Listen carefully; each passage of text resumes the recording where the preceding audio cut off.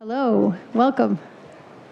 I'm Megan Smith from New Business Development, and I have the pleasure of introducing Professor Judith Dummeth, who is here from MIT today. Judith's work is fabulous. Every time I get to go to the Media Lab and see something new that she's done, I have yet another vantage point into how social media or communications media work. Today, she's going to talk, as you see, about signals, truth, and design, and everybody got the email, so I'm not going to go into detail there. She runs the Sociable Media Research Group, and they work a lot on the social side of computing, graphic design, urban studies, cognitive science, all these things pulled together into a lot of interface work that they do for online communities and virtual identities. She's known for tremendous social visualization and interface design. I see some UI folks here, so I'm very happy you guys are here to see some of the amazing work that she's done. And you guys have a copy of her bio, so I won't read from it. But I'm just so happy she was in town, and I asked her to come and talk to us. And I think there's a lot we can gain at Google always by looking at sort of how things are really working and taking another point of view. And she's done a tremendous job throughout her research in doing that. Thank you, Megan.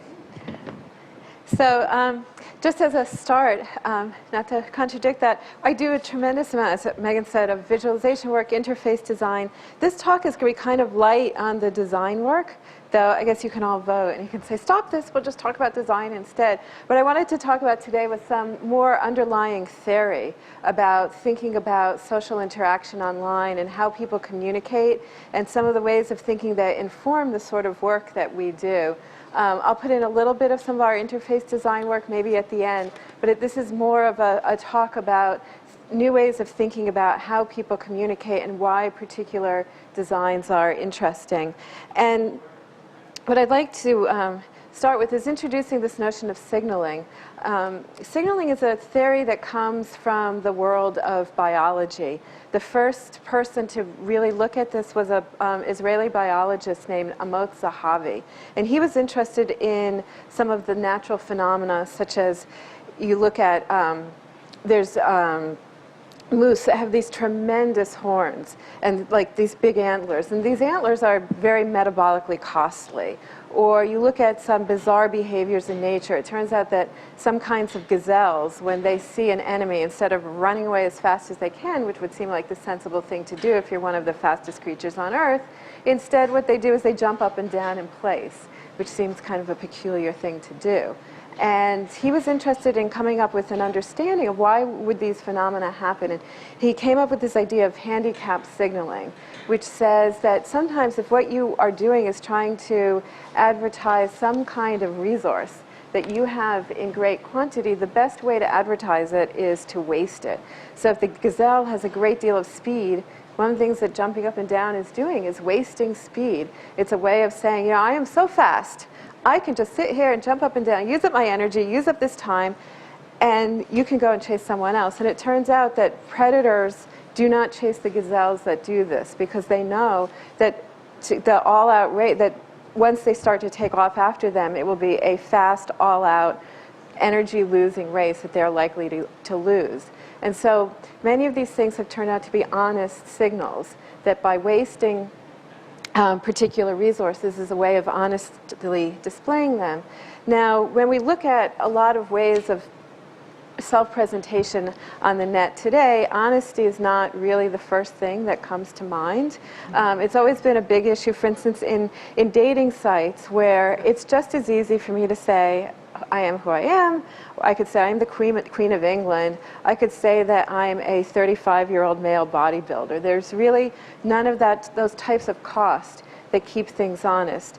Now, there's various other things as we start to, most of what we see about people's self-presentation is not necessarily a flat-out lie. For instance, in dating sites, many people figure that at some point they're going to actually meet someone, and some of the truth of what they're saying needs to come out. But then there's others who are doing this as a game. There's the whole sort of bored fraternity brother theory of dating site, how many people can I get to answer this ad? So they may be completely imaginary. So what we're interested in doing in my group now is looking at signaling theory to get some kind of understanding of how we can design sites, not so that everything has to be honest, but so that as designers we start being able to understand the way that if you're a restaurant designer, you can play with different types of lighting. You can say, I want to make a nice family-friendly place where everything is clean and people are fast, and I'm going to use those bright halogen lights. Or you could say, I want this slow romantic dinner, so everything's going to be dark. And yes, if this was a fast food restaurant, it would be so dark you would not be able to see the cockroaches go by. But considering it's a very expensive, fancy restaurant, we're not worried about lighting to see the dirt under the table. So in such a way, what we're interested in is helping people understand how they can go about using sort of the whole range of design strategies for making social interaction more honest and reliable.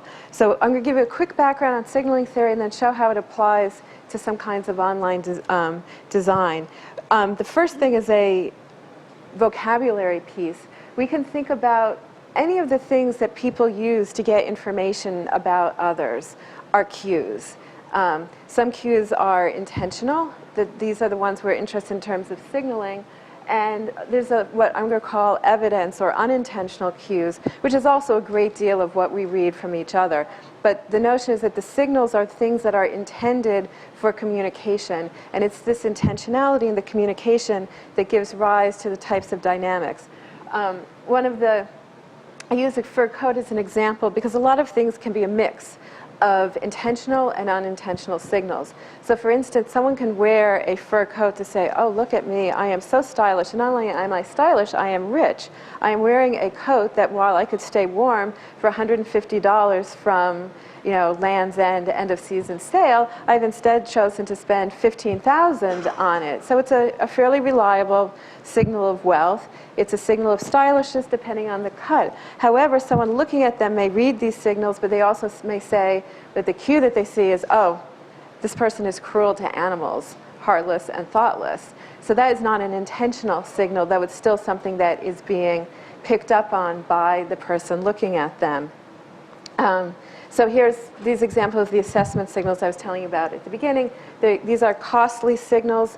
For those who are interested, I can give you URLs at the end of more extensive papers about this. But these are signals where, because there's some way of wasting a resource, this resource can be time. One of the earliest sort of proto-signaling theory writers was a early sociologist named Thorstein Veblen, who you may have heard of. He's famous for coining the phrase conspicuous consumption, and he was a social critic at the turn of the 19th century. And one of the things, he wrote a book called The Theory of the Leisure Class. He was interested in, if leisure is such a sign of status, it's how do you know that someone has a lot of leisure time? I don't really want to spend a whole year watching you do nothing to know that, yep, you really didn't have to work for that year. But so what he talked about was effectively assessment signals for wasting time. And his examples were knowing dead languages, raising pedigreed dogs, things like that, where there are all kinds of things that take enormous amounts of time but don't provide any income. And and effectively these are assessment signals of time. So it's many kinds of resources you can look at in this way. Obviously, people buy luxury goods as an assessment signal of wealth. And again, one of the things to keep in mind is we'll be talking in a minute about conventional signals, which are things where there is no cost associated with them. So most things are signals of many, many things. Again, something like a very expensive car may be a signal of wealth and the ability to waste money in order to show a high level of income. But someone buying it might say, well, I'm really buying this so that I look so that it can seem very, very sexy and attractive. But that quality is not required by being the owner of the car. So we have learned by convention to associate it with that, but it's not necessarily a reliable indicator of attractiveness, even though it may be meant to be one by association. Something can be a signal of, something can be costly in terms of missed opportunities. So what you can say is something like being, having multiple facial piercings is a way of saying in a reliable sense that you are affiliated with a alternative lifestyle, because what you have done is put yourself in a position to pay the cost of being unemployable in a whole range, or being unpresentable in a whole range of other situations. So costs can be in time, they can be in resources, they can be in opportunities. Indices, and I will talk in a minute, so you'll keep this tiger in mind. Indices are another type of signal that's very reliable because it's impossible to fake. It requires some kind of natural ability or native ability that you simply have to have that ability in order to show the signal. The tiger is used, there's a book called Animal Signals by a British biologist named John Maynard Smith, and he used the tiger as his example of index signals, because it turns out that it's a way of signaling size. It turns out, like, if you're a really big tiger and you scratch really high up on the tree. You're a little tiny tiger, your scratches are just not that high. So the height of the scratches on a tree is a reliable territory marker of height among tigers. And the reason it's interesting, well, we'll get into that in a minute, just to keep the tiger in mind. Obviously, some things like, having big muscles is a index of strength. It's not necessarily something that weighs strength, but it is, especially if you are showing it off in a particular way. So there's signals that are amplifiers of particular indices. If you're very strong and you walk around in a bikini, that's an amplification of an index of strength. Conventional signals are signals where one of the things with these assessment signals, they're costly for the person or animal giving the signal. They may be costly to assess. Conventional signals are things that don't have these associated costs. They are less reliable, but they're also less costly. But they're very, very common. Less common in the animal kingdom, though they're not completely absent, but they're very, very common. A huge amount of human communication, and particularly our communication online, is in the form of conventional signals. And conventional signals are far less reliable, but what we have, especially among humans, is there's other ways of keeping them reliable. In particular, society can add costs, such as punishment costs. So for instance, I might decide, there's a lot of traffic here. It would be very, very convenient for me to put a siren on top of my car so that I could pretend to be a policeman. A siren is effectively a conventional signal of being a policeman. I checked. It's really easy to buy them online. You could just order them. And I could sit there and say, I'm a policeman, excuse me, out of my way. But there's such a high punishment cost to doing that. It turns out that the punishment of impersonating a policeman is really, really not worth it to get home 15 minutes faster. And so society manages to rebalance these types of costs.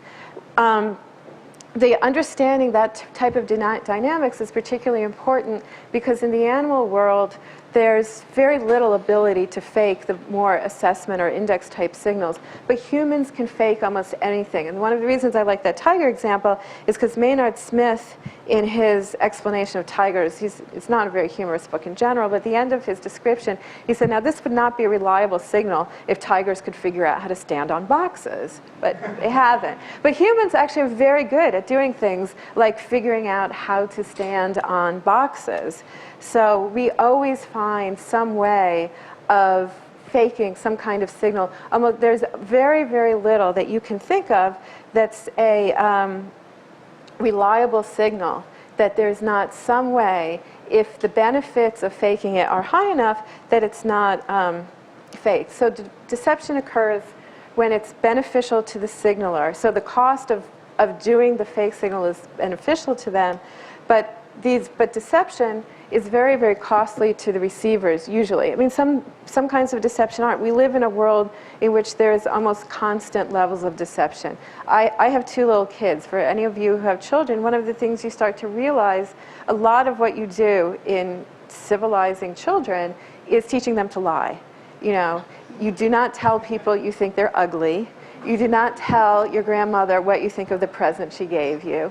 There's just an awful lot of things you don't want to tell the truth about. Children are not very deceptive. We spend a great deal of time teaching them how to lie, when to lie, what are the right kinds of lies, how to ignore other people's obvious lies, and things like that. So, but in the cases where it's very, for the receiver, when they have deemed it to be in some way costly, there needs to be some way of changing that. And also deception is very costly to honest signalers, because what it does is it makes the reliability of their signal as a whole decrease. So when the cost to the receivers is too high, they'll cease listening to the signal. If you know, for instance, when people first got online, most people assumed that when someone said, I'm a 26-year-old buxom woman who is just looking to spend an evening of love with you, that this was amazing, but it was great, and they were really psyched. It didn't take that long for the receivers of messages such as that to start to realize that actually it probably wasn't true. And that the result there was simply to ignore many, many messages like that. Another possible, as we said, another possible thing is if society as a whole decides that this is costly, to increase the cost by adding societal punishments. If the cost of the honest signalers is too high, and you'll see how, once we get into some specific example of these dynamics, one thing they may have to do is just find a more reliable signal. One of the things they're going to be talking about, some of the examples we'll go into greater depth here, is the notion of fashion, and how fashion in many domains is effectively a way of constantly changing the forms of signals as imitators come up to constantly try and maintain a new but honest signal. The other possibility is that everybody starts to become deceptive. I think one of the things that's really interesting in our society is, as an example, is all the things that in previous generations, such as having crow's feet, the age marks as honest as cues of age, have now turned into signals that as the technology has changed and things like plastic surgery and all kinds of youth-enhancing formulas become much more ubiquitous, many things that had previously only been cues start to become these signals of how much time, energy, and pain are you willing to dedicate to looking youthful. So anyway, so one of the things that we can do with signaling is start to explain seemingly irrational behaviors. I think an example that's very interesting, going back to sort of the beauty version, is suntanning. I mean, suntanning is a extremely common, almost ubiquitous human behavior. Yet historically, it's had a very, very different meaning. When you, do you have a question? Or it looked like there was some confusion. It's a beach scene. But one of the things that's very interesting about suntanning is that tanning is a signal of social position very much related to leisure. And it's one of these sort of basic stories of how cultural mores change, is that at a time when if you were wealthy, you were able to stay out of the sun, when many of the people who were poor and labored in the fields were out getting tan and brown. Having a tan was not considered any kind of status signal. As increasing amounts of low status labor started to move into factories, slowly the cultural perception of the meaning of tan skin changed, and most of the social histories of this say that it was Coco Chanel who made it very explicit, sometime I think in the 1940s, that tanning was was now the high status symbol, because many people that in order to have a tan, and particularly tan in the winter, meant that you had to have the leisure to go to a sunny location, and so the whole social meaning of it changed. But it's also a very interesting phenomenon as time went on, like this is a poster from the 60s, it became something that was very, very popular. People would spend a lot of time lying in the sun, trying to get a tan, saying, okay, I have like 4 more hours on this side, I have to turn on this side, spend a few more hours this way. And then you'd have this mark that said, I've had the leisure to do this, I have the time, if it's winter especially, I've had the opportunity to go someplace sunny.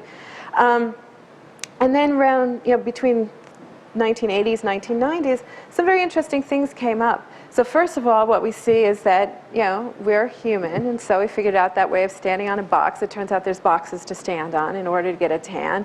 And cosmetics industry spent untold amounts of money both figuring out how to make fake tans that you could slather on, the development of a huge industry in suntanning equipment so that you could spend your entire week slaving away in the office and then go home, spend an hour a day at the tanning booth down the street, and come out at least looking, though it had not actually been any kind of reality, like you too had this wonderful leisurely life. But what's also very interesting about it as I said was an irrational behavior that's interesting is that when people talk about tanning, when people have been interviewed, what you like about it is that it makes you look healthy. It makes you look like you've been outdoors. And at the same time that it's become increasingly associated with notions of health, many medical reports have come out saying this is an extremely unhealthy thing to do. This is going to kill you. If you go tan, you're going to get sun cancer. Also, it's associated a lot with people feeling like they look young, that they feel healthy. It's going to make your skin wrinkled. So one of the questions that you can look at through signaling this way, and it's one of these things, there's a lot of academic papers looking at how can we get people to stop tanning. There's all kinds of warning ads. And I think if you look at it as a signal, you can look at it from a very different perspective that's very interesting. Because if you say, well, actually, maybe as a signal, there's something about wanting to signal now, being young and youthful and healthy, that the idea that this is so unhealthy is actually beneficial for the signal, not for the person necessarily. Because it now becomes, in addition to everything else, it becomes a way of saying, I am so confident of my youthfulness and my imperviousness to melanoma and all kinds of diseases that happen to other people that I can go out and defy all of these odds and lie in the sand, in the sun, or in the tanning bed, and come out and look great. And it's in some ways because there are increased numbers of warning that it then strengthens this behavior as a way of showing that you have this enormous excess of the resource of health. And so as a way of looking at things, it's a very, very interesting way of trying to analyze this because, for instance, if you look at all kinds of prevention programs, whether it's trying to get people from suntanning to I've been working somewhat with someone who's been trying to do a lot of safer sex work among teenagers, that realizing that there are often the desire to do something dangerous because of its riskiness, not in spite of it, and looking at how that functions as what the communicative function of doing that is really, really important in trying to understand how to devise better campaigns for influencing behavior. The example I'd like to go into in a little more depth here, because I think it's of a particular interest in the context of Google, is this notion of fashion. And by fashion, I don't mean just clothing, but there's fashion in all kinds of things. Not only our particular blogging sites, but blogs themselves really function as fashion. So let's just back up for a second and say, well, what do I mean by fashion? One way, in terms of signaling, the way of thinking about fashion is that it's something where the form of the signal itself changes over time, though the thing that's being indicated remains the same. And in particular, fashions are signals of social status and affiliation. We'll talk about this in a minute, and of information access in a very, very information-based society. So you can look at a lot of blogs and say, there's a huge fashion component to blogging, where any one piece of news that's there isn't the key. It's this notion of saying on a daily basis now, we have to link to the right thing. If I want my blog to be at a certain level of up-to-dateness where other people will link to it because it has interesting things, I have to be able to go out and navigate through this complex world of information and find the thing that is the right thing to be linking to today. And you can, there's been a number, obviously I'm sure you've done a bunch of these here, of these measurements of sort of how waves of links move through the blogging world, where you have a small number of early adopters, and then you have the early set of the people who find the first ones, and there's the ones who go out and link to something at the very beginning. Then there's like this big mainstream wave. It's like lots and lots of other people whose blogs are not read to find the forefront, but just who, in order to say, yes, my blog is actually a display of my being up to date in the world of information, within like 3 to 5 days have the same link, and then it kind of tails off, and then a couple of weeks go by and nobody's linking to it again. If we look at it in terms of risk, there's the risk is much higher, as with any kind of fashion, for the people at the very forefront, because whether it's clothing, fashion, it's saying, well, did you just invest in something that is going to be laughable, that is never going to catch on, but you were at the forefront, but you made a mistake about this. But in the blogging world, the people who are really anxious to be at that forefront, the ones who are putting in 4, 5, 6 hours a day writing a blog, have to pick through all the information they come across and know that they have to pick something that is going to become popular. If you pick something that no one is going to find interesting, you will start to lose readership, but it can't have already become popular. So there's the high cost of finding that information and the risk in either writing about something that's going to turn out not to be true. There was, like an example, there was a brief flurry a couple of months ago when I was writing about this, of news stories about how the McDonald's interactive games division, does anyone know this story? So it was one of these things that kind of tailed off quickly. Apparently McDonald's had this interactive games division that was supposed to be doing simulations within McDonald's of like their future development, where they should be opening up new branches, etc.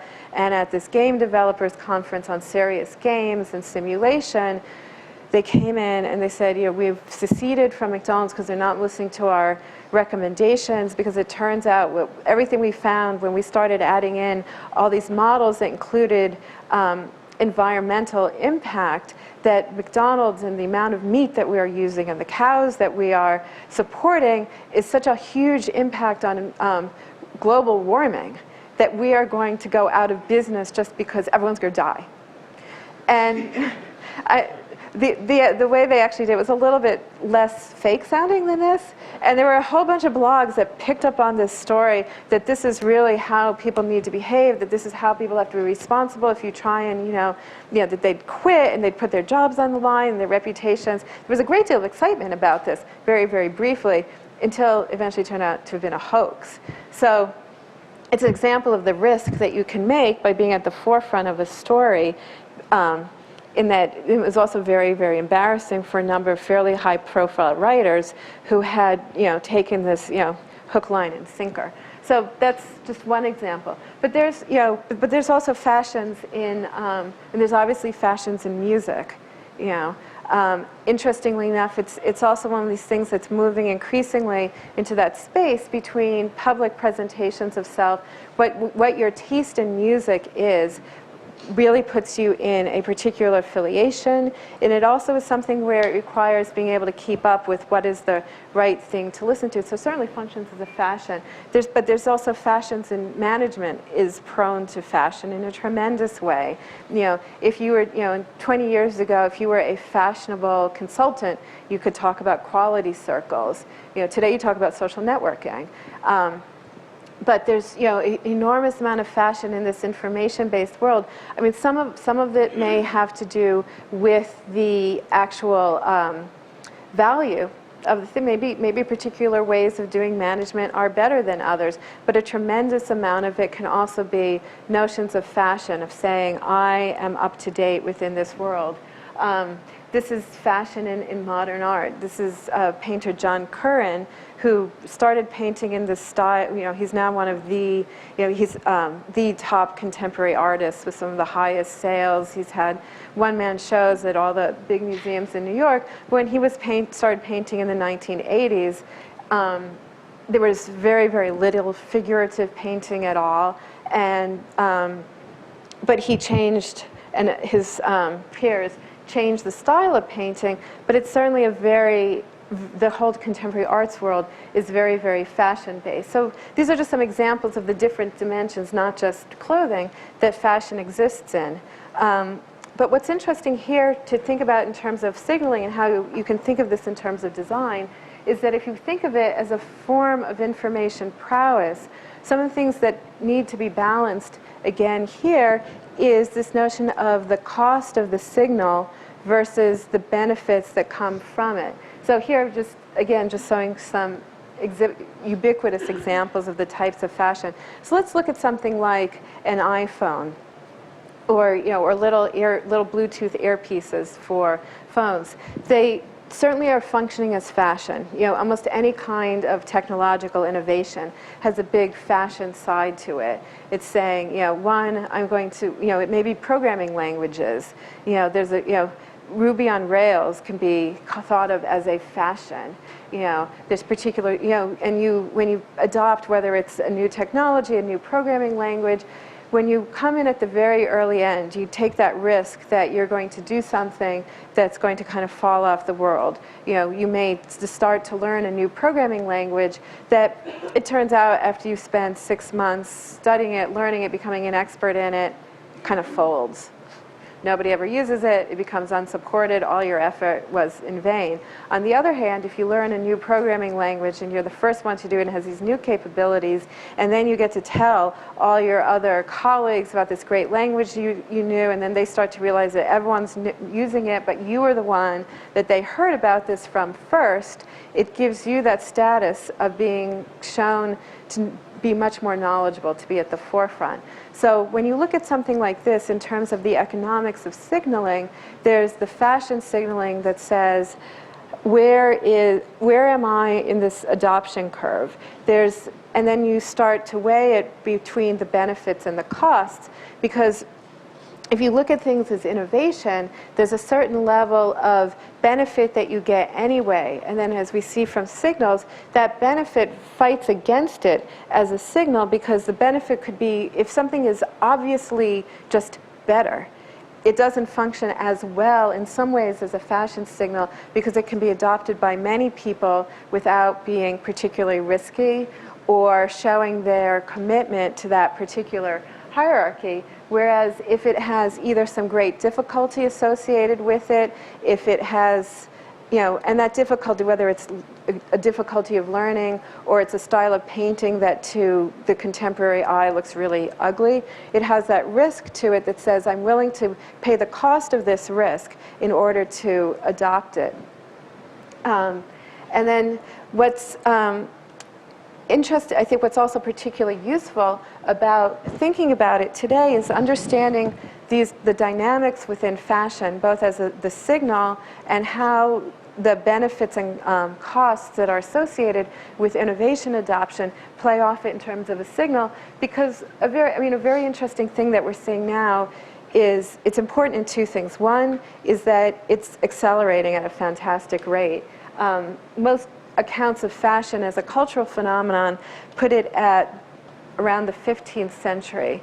15th and 16th century is really the beginning of fashion, certainly in clothing, but in many other things. So remember, when we talk back on like when someone is copying a signal, if you look at costume, for instance, in medieval Europe, for one, people's clothing did not change from generation to generation. The things your parents were wearing around the time you were born were probably the things you would wear throughout your life.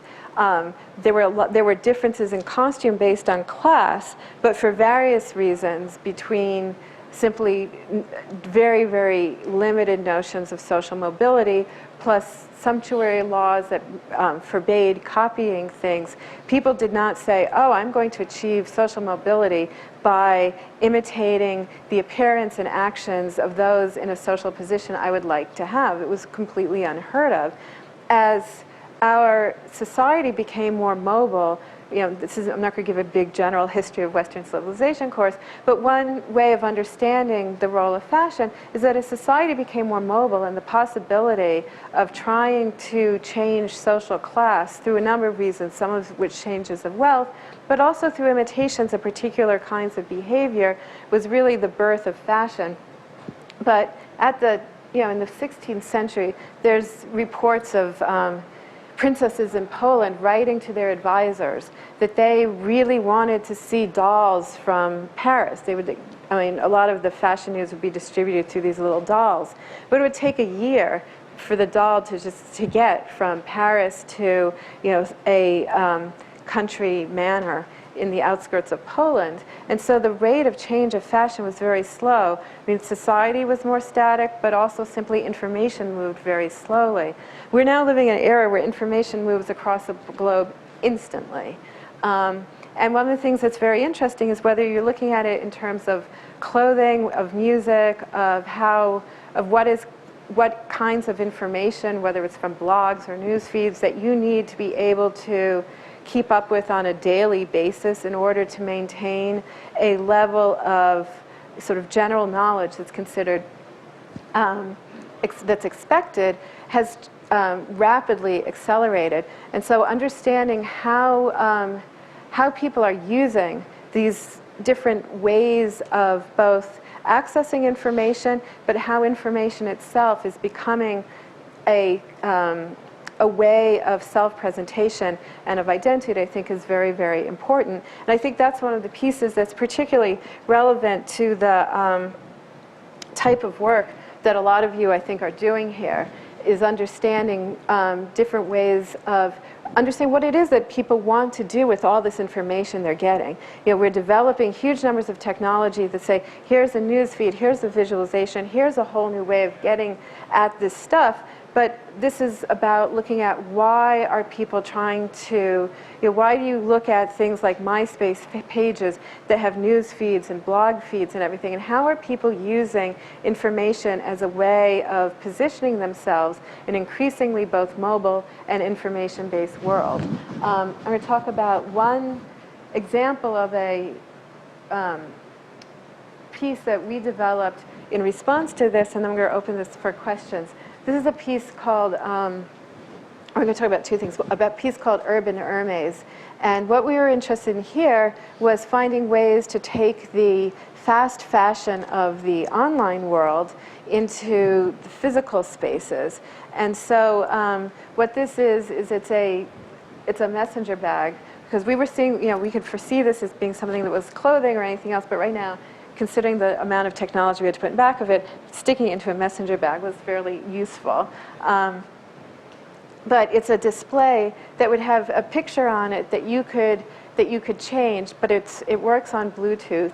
And so it could also sense when people were in your vicinity that you were using the same system, and anyone could see what they were displaying, but depending on the types of communication channels you chose to open up with others, people who you had certain things in common with could copy what you had on your bag, and vice versa. And so what's interesting here was what we were, I'm not going to get into the details here because we're running a little short on time, but what you could do here was you could both be able to copy things instantly, but not have it be done without your actual actions and decision to do that, much as, you don't suddenly, don't teleport onto you.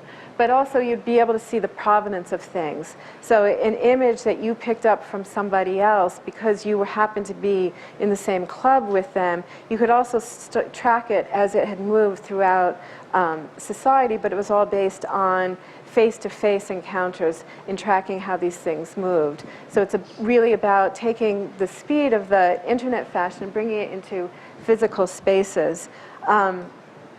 And I can send you anyone who's interested, I can show papers on that. Then I want to just leave with one sort of completely different thought on the notion of signaling, is the question, are you human? And this is, I think, finally one of the most interesting questions that people are going to be dealing with on a daily basis. And again, it's very interesting as a signaling question. I have a student who's been doing a lot of research lately in my space, developing machine learning algorithms for trying to understand what are the different human-like components of particular pages, which are pages that are created by people to talk with other people, which are much more corporate ones that are put together by whether it's bands or increasingly companies advertising something, and which messages are being sent out by agents pretending to be humans when they're not. Is there some kind of pattern for ones that claim to be human but in actuality are not human? And this becomes a question that I think has tremendous implications in the next few years, that not only is this something that people are going to be trying to understand, whether it's in social networking sites where there's increasing numbers of pages that are in actuality corporate entities or jokes or something else, but are saying that they're human, to chat spaces, all kinds of discussions where there may be participants that are not in fact human, but also on things where we have to ask underneath some of the interesting questions about actually when is it that we care. There's in Japan especially increasing numbers of robotics projects saying here we can build a robotic animal that will be a companion for the elderly and the lonely. And so what? That it doesn't really have any feelings. It can act so well that it has feelings, it can make you feel better. And so the signaling questions that we've been talking about here, when put into trying to question what does it mean to be able to signal you're human, start to address some of these issues. Anyway, thank you, and I'd like to welcome any questions.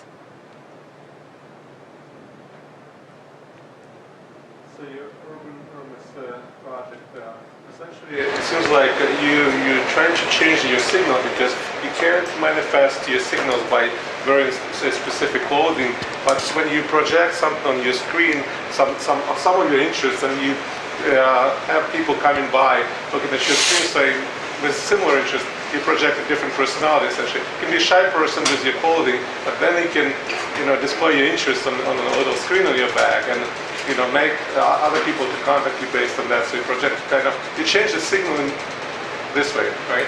It really is much more in the sort of tradition of the fashion, because part of it is you can see if someone had started, like where in a whole trajectory were they. So once you say, I'm interested in something, you adopt it from someone, what you're able to see is, were they the first or the second? Are you at the very beginning of this? Or are you the 500th person to take it? So it tends to be more function within this realm of, and then you also get to see how far off it spreads. So it's much more a signal of position within a hierarchy of adoption than about, so part of it is, when we look at anything that's any kind of fashion resource is always encoded in something else, whether it's clothing or management style, etc. So the content of it has that information that says, if it's a picture of Hello Kitty, do you judge that this is something you want to be adopting because of your general aesthetics and knowledge and other things? So it's using that content to give you a cue about where you will end up there. Yeah, so the fashion statement is just kind of scratching the surface, but then it caused people to communicate more in the real life because they're really used to assume different personalities in the online world, right? But they kind of tend to be very shy around other people. But now you can project kind of your interest on your little screen and have more communication with people with similar interests. Yeah, I didn't get into that particular issue here, but a tremendous number of the projects that we do that are, in our work as a whole, are about trying to find ways to break down a lot of the barriers between people's communication in face-to-face spaces. That there's obviously that it's very, very open when you're at a distance from others, but how can we use these kind of hybrid spaces to break down the barriers? Yes?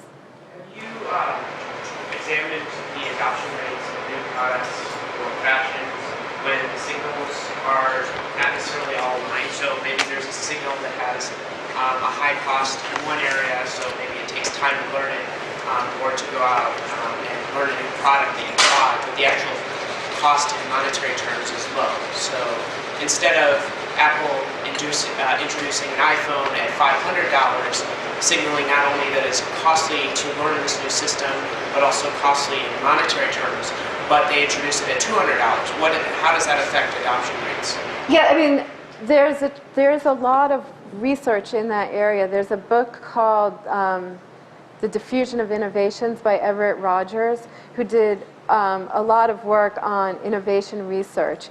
And what I've done with the signaling theory is there's a long history of theories about fashion that are based on George Simmel's work on imitation and differentiation. It basically says those who are of somewhere lower on some hierarchy are trying to imitate those who are above them, and those above them differentiate. The innovation research looks at what turned out to be similar phenomenon, but comes up with a very different model, which is that people want to be in different places in some kind of adoption. And he has this notion of the early adopters and later ones, and people want to be in these particular spaces. And one of the contributions of looking at it as a signal is it's a way that you can take both of these models into and unite them to show that the costs and benefits of the innovation can function as the costs that ensure the reliability of the signal in terms of social signaling, because the innovation work tends to really ignore how much people do things for social status. He has one little footnote saying, oops, I should talk about this because we really don't, but in our interviews, people always deny that they're doing things for status. Very, very few people, no matter how trendy the thing they have just gone out and done or said or bought, says, yes, I was doing that to look like I'm even more high status than I am. They will always come up with some reason why it was practical or useful or a tremendous sale. But they will almost never admit it. So if your research is all on looking at why people did that, but the price point things is fairly common in marketing and research. And here it's more about trying to find a unified way of bringing in the social signaling aspect that I believe is a tremendous driving force that is much often ignored in most of the marketing world. So, yes? I was wondering if you could comment a bit on the disruptiveness of computers in this environment, because a lot of your examples sort of come from evolutionary biology, where you have the peacock's tail or the butterfly that mimics something that tastes bad. And that's a very slow-moving process, kind of like fashion in the 15th century. But now, instead of going out on the quad and saying, hey, can I borrow a quarter from everybody I meet, I can harvest 1 million emails and send them out. And the orders of magnitude of change is really dramatic. And I must think that has an effect. Yeah, well, I mean, I think it has a tremendous effect, and it's in some ways sort of the point of what I'm saying, is that we are living in an era where the rate of change of meaning is so rapid that it becomes a tremendous cost in and itself, that the ability, that time and attention and the ability to process information has become an enormous resource that people need to be displaying that's that notion of information prowess. So if you forget about evolutionary time, which is extremely slow, but if you lived 700 or 800 years ago, there certainly was a lot of information you might need to deal with in your daily life, but it changed very, very slowly. So that ability to harvest new information wasn't something that was a tremendous cutoff in terms of resources, but for contemporary people, the ability to both show your ability to to find the right information in a vast overload of information, how you display that prowess of doing it. You know, I didn't get into some of the more complexities of the models that I've been developing here, because one of the things that's very interesting about thinking about how people display their ability, their prowess with information, is that unlike other resources where you can waste them and then they're gone, information spreads. It's not something that's transferred from one to another. You cannot throw it away. The fact that I have told you something doesn't mean that I don't know it anymore, as opposed to if I give it to somebody. And so, so I think a lot of this is in the work of trying to understand what are the dynamics of information as a resource as it moves faster and faster. Any other questions? Yes? So, I was wondering about your slide where you talked about the acceleration in fashion, and I was just wondering what you actually meant by acceleration, because I can understand that, you know, in the 15th century when fashions need to travel from, let's say, Paris to England, you know, sure, it's going to take like a month or something like that for that to happen, but I guess, I mean, that's just one way of looking at it, right? It's one metric of saying, well, this is how long it literally takes the information to propagate. But whether or not that meme will actually catch on, if the English court at that time happens to be particularly hostile towards the French throne, then, well, it doesn't matter how long those memes take to catch on. I mean, it doesn't matter how long those memes take to propagate, they're not going to catch on. So similarly now, with the spread of information, you have information is diffusing much faster. But, you know, also you're going to have much smaller groups. I mean, the number of, whereas, you know, assuming in the 15th century or the 16th century, you have a lot more people in England who are willing to dress the way the court is. Right now, that number is going to be much smaller. I mean, you have much smaller groups, and there's going to be resistance to information influencing different groups as it travels. So, let me just, because there's a couple of really interesting points you've raised. So let me just try and answer you while I can still keep track of them. So the last thing you talked about is really about the fragmentation of society, and you know, when we talk about status and affiliation, I mean, a lot of that's the affiliative aspect of it, is to say that the traditional notions of fashion, for instance, when Simmel first talked about imitation differentiation, his model was of a single, very stratified society. I think you can look here in any number of multiple subcategories, and people exist within a whole variety of these. So there are fashions and music, but, you know, people can participate in different subcultures there. There are many different possible groups. You know, you can think of nations as different ones. There's subcultures within academics, not only within particular departments, but people will move according to a different hierarchy. We could say there's a nearly infinite number of hierarchies.